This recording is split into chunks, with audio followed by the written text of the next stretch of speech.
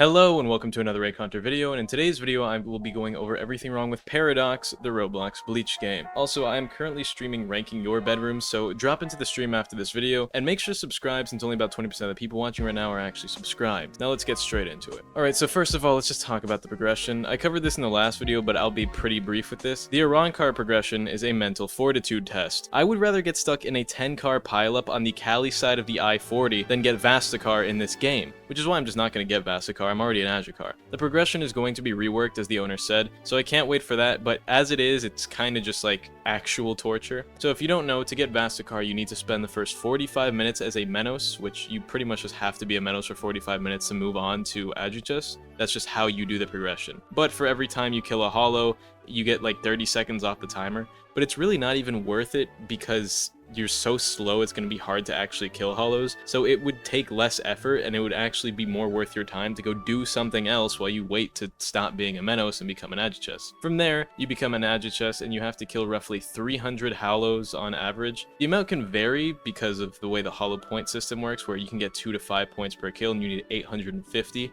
in order to get Vasto, but it's generally around 300. And you do all of this for Pesquisa, Cero Oscuras, and Buffed Hierro, and it really doesn't feel worth it. The bright side to this is that the progression is going to at least be reworked. I don't know what it's going to be reworked into, but it clearly won't be nearly as bad upon release, because the owner, Aiden, has said that he hates the current game's progression for Reaconteurs, and he wants to make it a lot better, so hopefully it'll be more creative and just overall better, you know. Another thing I don't like is like the state and the lack of inclusion for Quincy's. They just don't exist. I know that they're being worked on, but I feel like they should have delayed the game a bit longer or worked a bit faster on the Quincy stuff so it would actually be usable during the current playtest. And because of this whole delay, I feel like Quincy is going to release terribly unbalanced. It's either going to release too weak or too strong, and regardless it'll probably get overtuned on the first update, and take a week or two, maybe even 3, to actually reach a proper level of balance that matches out to Reaconteurs and the current Shinigami. So they really should have spent more time on this, because they're basically testing the game as it is, currently missing a third of its total content, because they just didn't prioritize it in a way that they should have. Like, I know they wanted to focus on the main 2, but you guys really should have put more effort into Quincy before the testing release drop. And also, more about the progression. I think some more PvP stuff and new bosses and enemies would be nice. I know the game is unfinished, so they're likely to add more stuff like this, but right now there's very little reason to kill for PvP other than for fun. Like, as far as progression goes, there's one quest to kill people, and then opposite factions kills, like, for stuff like Bankai and Resurrection. I don't mind a game having PvE focused progression, but the game right now doesn't have very many PvP incentives, if any at all. There is one time you need to kill players, and it's only for a single required quest for your full mode. And then I also really hope we get some like better bosses or like better boss AI. The bosses I've gone against so far in the game are Kisuke and Big Blood. Kisuke was alright as he is. He pretty much just fights as a normal NPC but with more health and skills, which is fine because it's pretty much like a midpoint or starting boss, so being simple is a good thing because it'll help players understand how to fight bosses and NPCs better by the time they're leveled up enough to fight Kisuke. What I don't like, however, is Big Blood, a big hollow monster thing, and as a boss it just kinda sucks. It has a grab attack and a punch and a stomp, and it first of all does a ton of damage and has a ton of health. The stats on this thing are just insane. Like, you can't regularly 1v1 it. At the very least you need like a Bankai or something, otherwise it's just impossible. So this boss is pretty much just a stat check, which is kind of lame, which is why they kind of recommend you to fight it with multiple people because you're probably not going to be able to beat it. So now, I haven't gotten too far in the game, so I haven't seen many other bosses, but from what I've seen, you guys are 1 for 2 since Big Blood sucks. Now, along with that, I also want to talk about some of the skills and combat mechanics that I didn't like. First of all, Striking Flourish is the most broken thing in the entire game.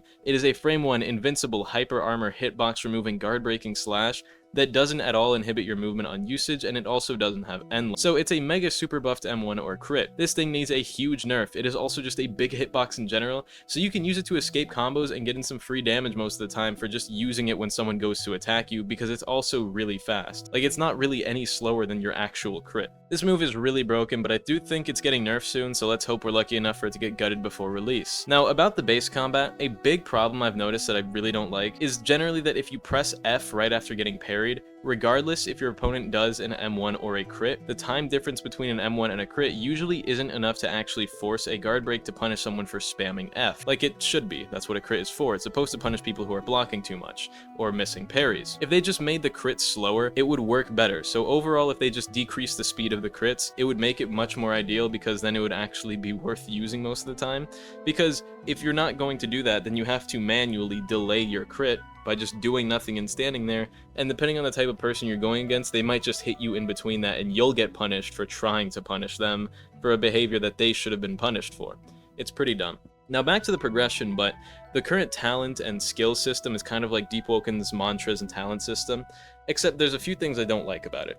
First of all, in order to get them, you need to find items, and they're not very rare, but you have to find skill cores and skill gems in order to get your skills, which you equip in your hotbar. That's not that bad, but what I really don't like is the talent system. They're based on your stats, of course, because different talents have different stats, but you need to find a Willowing Hollow or a Whispering Hollow or something like that, and you have to bring it to an NPC, pay him money to get a card draw of talents. Now, this in itself isn't that much of a problem, but it's kind of, like, redundant, like, it doesn't need to exist. I don't think this game needs to have an RNG-based skill tree system like Deep Woken.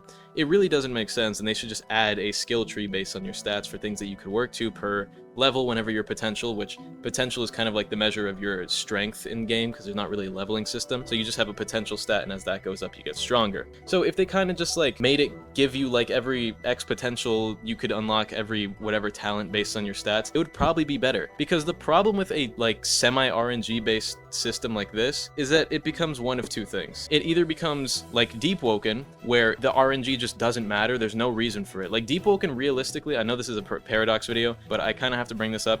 Deep Woken has no reason to not have a skill tree system, because there's just nothing like RNG about it. It's kind of RNG, but by the time you're level 20, you'll have so many talents that you want that it won't even matter if you miss one or two because of how many you get in that game. Especially because with Deep Woken, you're getting all these talents, and then there's so many built-in systems and mechanics and reworks and stuff. Like, they removed luck purposely to make it so you could get every talent you wanted. And then they did all this stuff with like adding aces and card burns and freezing and stuff.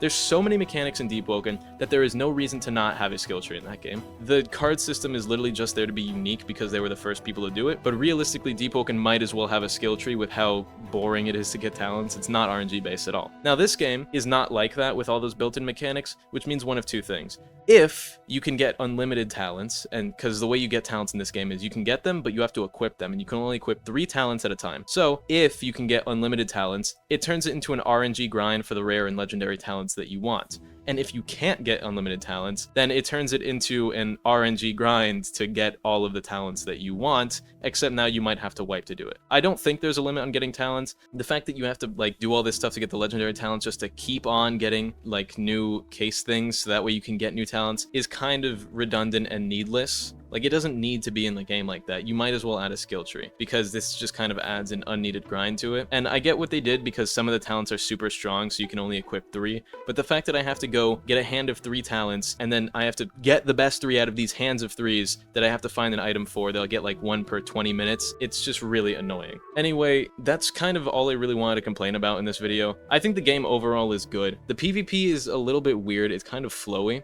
which I also didn't really like. Like, some of the things feel super fast and some of them feel super slow, so it's kind of like a weird mix-up of speed. Like, I feel like a Deep Woken style parrying system with like flash steps doesn't work that well. Like, Deep Woken I feel works so well because it's such like a stiff combat system that your movement is kind of like locked within like a little zone. Like, imagine you have a bubble in you within any fight when you're fighting someone, and you have to run and keep your back towards them to escape that little bubble. With Bleach games like a flash step, that bubble doesn't exist. There's no radius where you're forced to fight in. So having like Deep Woken M1s and parries in like this style system, but then also having like really fast movement through flash steps and skills that are really fast and teleporting is kind of like a weird mix. I think it does work for this game. Like, it can be pretty fun, but it's just really weird to not have like this stiffer, slower PvP style like Deep Woken. It's definitely slower than Type Soul, but it's also definitely faster than Deep Woken, which puts in like a weird spot of I'm not entirely sure if I like it yet. Overall, I hope the devs see this game, or this video I mean, and can think of some ways to improve the game from it. Hope you all enjoyed. Have an amazing day. Big shoutouts to Goobka, Drizzy Drake Fan, and Cyberboy21. I love you all. Have an amazing day, and goodbye.